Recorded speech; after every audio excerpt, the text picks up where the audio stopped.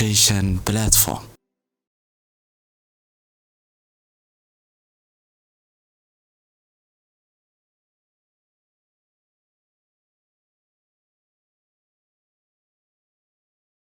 الرحمن الرحيم والحمد لله والصلاة والسلام على رسول الله سيدنا محمد وعلى آله وصحبه وسلم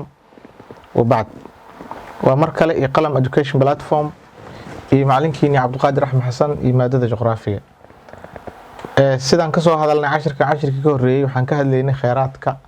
dalkan Soomaaliya kheyraadkiisa waxaan dhahnay adduunyada dhanba Soomaaliya hadii la sheego waxa ugu horeeyo oo kusoo dhacay waxa waaye xoolo dhaqasho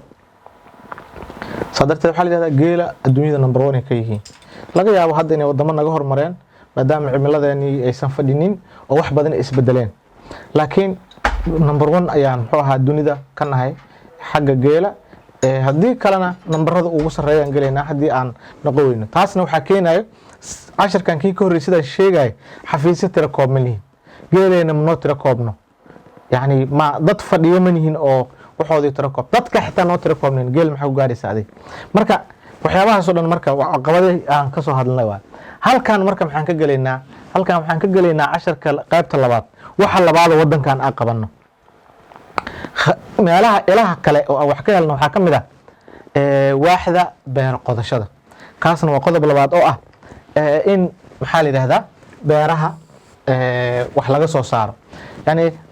waxa aan cunno waxaan dhahnay kan kii ka horeeyay sida ku soo sheegnay waxaan dhahnay cad iyo caano waxay noo ahayd haleys cad iyo caano marka waxay ahaayeen waxa la xoolaha ka yimaaday ahaayeen inta waxaan ka galeynaa marka waxyaabaha la quuto ama kheyraadka yani quud kaliya ah beer marka la dhahayo dadka oo agriculture-ka waxay dhahaan beer waxa laga soo saartaa quud hoy iyo labis amba marasho wax la dhaho oo maxay tahay yani suufka iyo qudmiga iyo waxaas la beerayo dharaa laga samaystaa sidoo kale waxaa laga sameeyaa hoyna waa laga samaystaa oo waa aragteen dadkeenii hore maxay ku noolaayeen aqal Soomaali ka kooban dhig iyo loolka iyo dufulihii la saarayo ama muxuu ahaa caawdi iyo falkadii waxa aragtay wixii korka laga saarayo marka hadda halkan waxaan ka galeynaa marka beeraha iyo Soomaaliya kaalinta ay kaga jirto iyo waxa aan beerano iyo caqabadaha neesto sidii aan uga soo hadalnay maxaa la yiraahdaa cashirkan kii ka horeeyay la xiriiray xoolaha iyadoo la raacayo marka qiyaasaadka rasmiga ah oo ay sameeyay wasaaradda beeraha dalka waxa loo qeybiyaa marka loo eego xagga beeraha qaybaha soo socdo yani wasaaradda hadda joogta lagama wada wasaaradii hore xilligii kacaanka gaar ahaan ilaan sababtoo ah Soomaaliya waxyaabaha ugu badan oo tiro koob ama in waxa laga qoro ah waxay ugu badnaayeen xilligii hore waaye waxaa ugu horeeya kow dhul ku habboon daaqsinka oo gaarayo 45.1% dhulka daaqsinka ku habboon ee Soomaaliya inta ayuu gaarayaa marka loo eego wadarta guud ee dalka yani Soomaaliya si guud marka loo eego 45.1 dhul daaqsin ku habboon waaye waxayna noqonayaa marka loo bedelo wuxuu noqonayaa dhulkan ama waxay noqonaysaa waxa ritid leh dhibic maxaa 8.28 milyan hektaar mana dhul caadi tii hor boqoleey ahayd marka hektaar caadi loo bedelana intaas ay noqonaysaa hektaar muxuu yahay iyo xisaabta ku qaadan doontaan halkii hektaar meeqa mitir waay meeqa kilomitir waay xagga ku arki doontaan taa hadda kama hadleen qaybta koowaad dhulka saas waay qaybta labaad ee dhulka Soomaaliya waxa waaye dhul ku habboon qodashada beeraha qodashada wax kale lagama wado waxa laga wadaa marka qodasho la sheego in qof wax faa'iido idinku soo dhacdo waxa laga wadaa qofka beeraleyda dhulka in la beerta laga wadaa taa darteed eri bixinta af Soomaaliya waxay tahay beer qodasho ama beer falasho waxa artid saas isku macnaa yihiin waxa ka rabaa halka inaan sheego Soomaalida waagoodii hore hadda isbedeleen waxa ugu fiican qofka ugu fiican wuxuu ahaa qofka xoololeyda oo dadka beeraha fasho waxa la jiray qoti Allah qoti motive macnaheedu waxaa waaye xoogaa waxaa ku jirta inay dadka rabaan inay qofkaas hoos loo dhigo muxuu ahaa shakhsiyadiisa. arrintaas marka waxay ahayd waxyaabihii keenay dalka dib u dhaciisi iyo maxaa la yidhahdaa in dadka ay ka faanaan fiirin kalluumaysiga laga faano, xirfadahii laga faano, beer falashada laga faano, waxaas oo dhan marka maxay keenaya waa wax Talyaani iyo maxaa la yidhahdaa gumaysatay dalka joogay ee dadka rabeen si dhaqaalaha hoos loogu dhigo in dadka hal meel yar oo loo jiheeyo oo xoolahaas kaliya oo sharaf u lahaada ninka geeleyda ah. waxaa la rabaa marka dhulka intaan la eg beerihiisa intaan la eg in wax laga soo saaro. marka waxaa ula jeedaa in waxa ugu adduunyada waa aragteen beeraha ee muhiimadda ay ka leeyihiin. saa darteed wasaaradaha wadamada kale markaa tagtaan ugu fiican waxaa waaye wasaaradaha wax soo saarka dalka la xiriira waay, sida beeraha, kalluumaysiga, macdanta, betroolka, waxaasaa marka dadka xoog u leh. laakiin annaga arrimaha gudaha iyo maxaa la yidhahdaa arrimaha dibadda iyo muxuu ahaa gaashaandhigi, yani waxaa dareemaya dad inay dhoofaan raba iyo kuwa inay wax afgambiyaan raba iyo waxaas bisaa laga hadlaya. wixii khayraadkii dalka ku fadhiyana oo axsaabta inay ku tartamaan ahaydna meeshaa laga saaray. qaybtaas waa qaybta koowaad. qaybta labaad waxaa waaye dhul ku habboon qodashada beeraha waxayna matalaysaa 12.9 boqolkiiba. yani waa nisbo fiican marka adduunyada kale loo eego, dadka guud ee dalka marka loo eego intaasaa waxayna noqon kartaa dhul beereed. waxayna gaaraysaa yani tirooyinkan way isbedeli karaan, way badan karaan, way yaraan karaan. sababtoo ah waxay ku xiran tahay hadba abaaraha iyo dhulka maxaa la yidhahdaa waxaan la yidhahdo deforestationka amba saxaroobidda tasaxurka dhulka ku dhaco ayay ku xiran tahay. waxayna gaaraysaa 2 milyan oo fidaan taa oo maxay aheeday hektaar ahaan noqonaysa. marka hektaar u bedel fidaan waa iska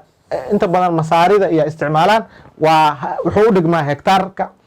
wuuna arki doonaayo wuu ka yara muxuu ahaa weyn yahay, uu ka yaryahay aan dhehe. waxayna noqonaysaa 2.7 milyan oo hektaar marka hektaar loo bedelo. waaya meelo kale oo gaaray maxaa ahaa meelo kale oo gaaray macnaa intaas inta kasoo hartay meelo kale oo gaaraya boqolkiiba 42 bedka guud waxayna noqonaysaa hektaar ahaan 13.8 milyan oo hektaar. macnaa dhul dana kale looga faa'iideysan karo oo amba deegaan ha noqdo amba waxyaabo kale macdan ha laga qoto. yani dhul ma jiro meel iska eera adduunyada kama jirto. dhulka la beerto amba laga faa'iideysto xilligan macnaha xilligii oo hore waaye, xilligan inuu isbedel jiraa laga yaaba. waxaan rabnaa mar walba inaan sheegno oo idin sheego ma jiri kara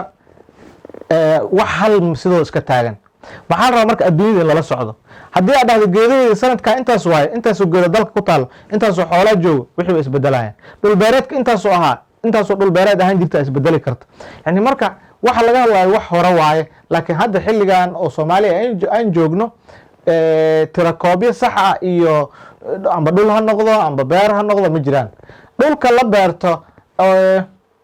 ama laga faa'iideysto xilligan kama badna 1 milyan oo fidaan oo u dhiganta boqolkiiba 1 bedka guud ee dalka. boqolkiiba 1 ayaa laga faa'iideystaa. waxayna noqonaysaa ku dhowaad 8.5 boqolkiiba bedka ku habboon beeraha. bedka beeraha ku habboon intaasaa laga faa'iideystaa. waxaana lagu beertaa amba loo beertaa aan dhehe qaabka soo socdo, sidaa soo socotaa loo beertaa. 60,000 oo fidaan waxaa lagu beertaa hababka waraabinta dabiiciga ah. waxaa jira beeraha labaa loo kala saaraa marka oo la beeraayo, si guud labaa loo kala saaraa. waxaa la dhahaa qayb waxaa la dhahdaa irrigation, yani waa waraab oo laakiin dadka ay waraabsanayaan waa amba webi ha kasoo jiito biyaha ama ha kasoo jiito muxuu ahaa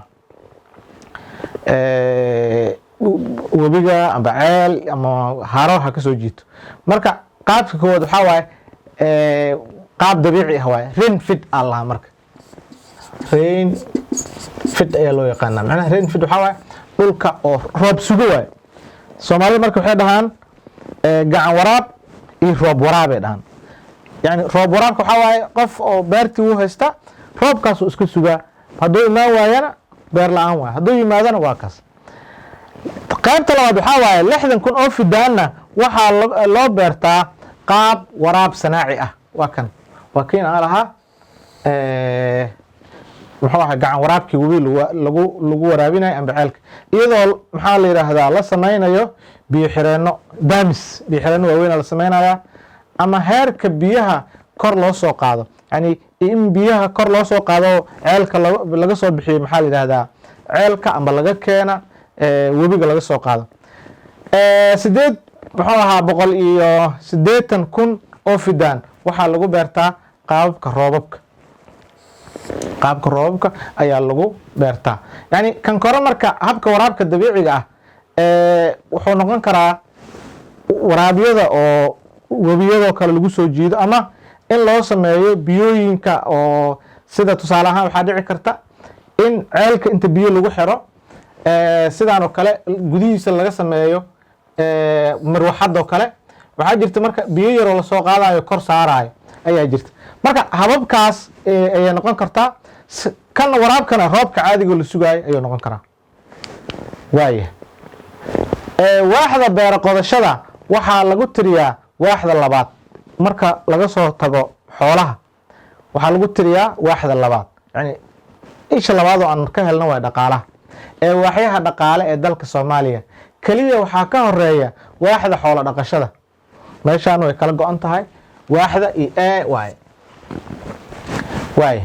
waxtarka waaxda beeraha waxaa ka mid ah ahmiyadda xagga cunnada hore usoo aragnay shay walba waxaan dhahnay marka asigii qeexno ahmiyadiisa iyo inay qayb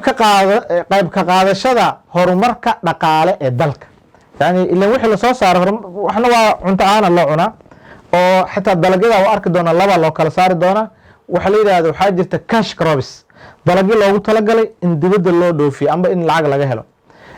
tusaale ahaan hadda liin dhanaantoo kale dalka xillidan aan joogno liin dhanaantoo kale qof ma liin dhanaan u beerayo inuu asaga isticmaalo cunto ka dhigto maya inta badan waa sii iibiyaa sidoo kale suufka ama qudniga la abu muxuu ahaa beeraha ka baxo kale kulli oo dharka laga sameeyo waxaas oo dhan waxaa la cash crops kubana waxaa loo sameeyaa cunno ahaan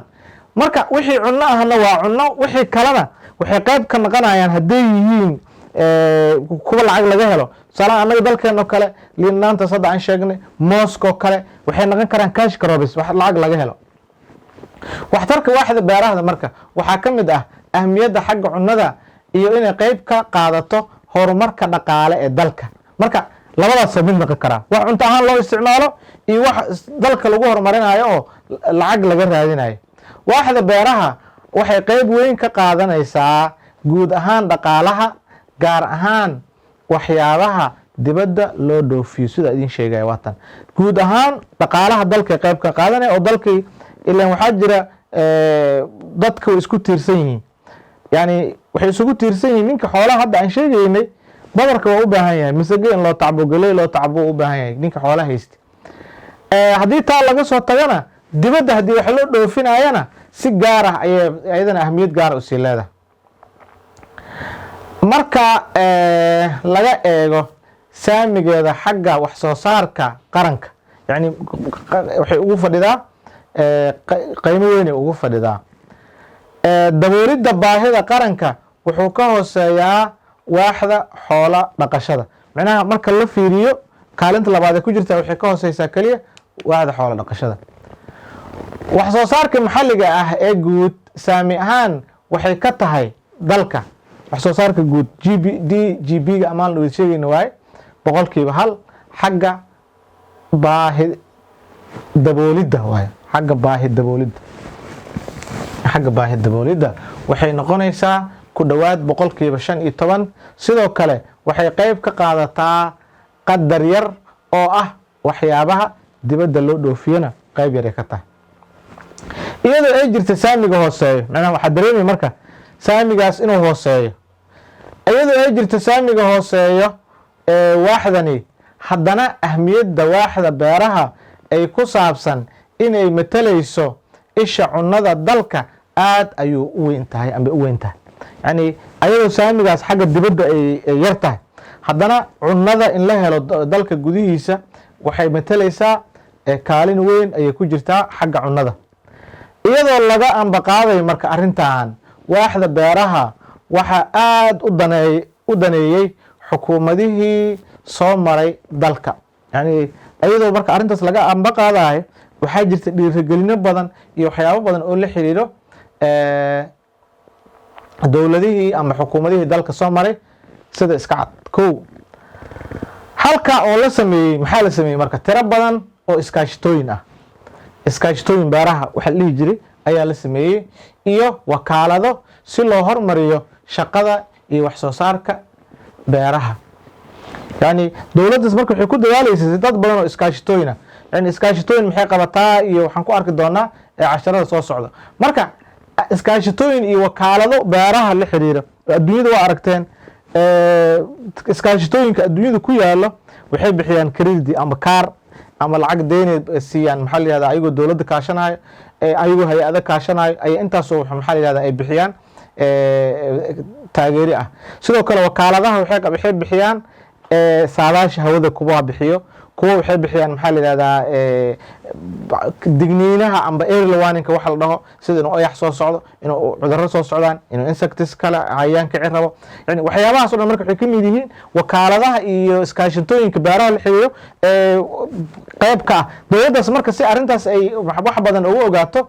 ayay maxaa la yihahdaa sameeyeen wax badan, oo waxaana ka mid ah marka waxyaabihii la sameeyey ururka horumarinta beeraha jiray, waxaa jiray golaha horumarinta muuska qaranka jiray, hay-adda la dagaalanka ayaxa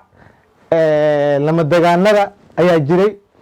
wakaalada agabka beeraha jirtay, maamulka mashaariicda guud ayaa jiray ka oo maxaa la yihahdaa maalgelisay Soomaaliya iyadoo kaashanaysa dalalka ajnabi ah, dalal ajnabi iyadoo kaashanaysa. waxaas oo dhan marka maxaa loo sameynaya? waxaan iska sameynaya maya, waxaan oo dhan waxaa laga gol lahaa sida loo horumarin karo maxaa la yihahdaa beeraha Soomaaliya, sida loo horumarin karo ayaa maxaa la yihahdaa loo sameynayo. taa waxay ahayd marka hordhac kooban oo ku saabsan beeraha Soomaaliya. halkan waxaan ka gelaynaa marka dalagyada beeraha Soomaaliya. dalagyo Soomaaliya maxaan beeranaa marka? annaga moos ma beeranaa, firley ma beeranaa, maxaa beeranaa? si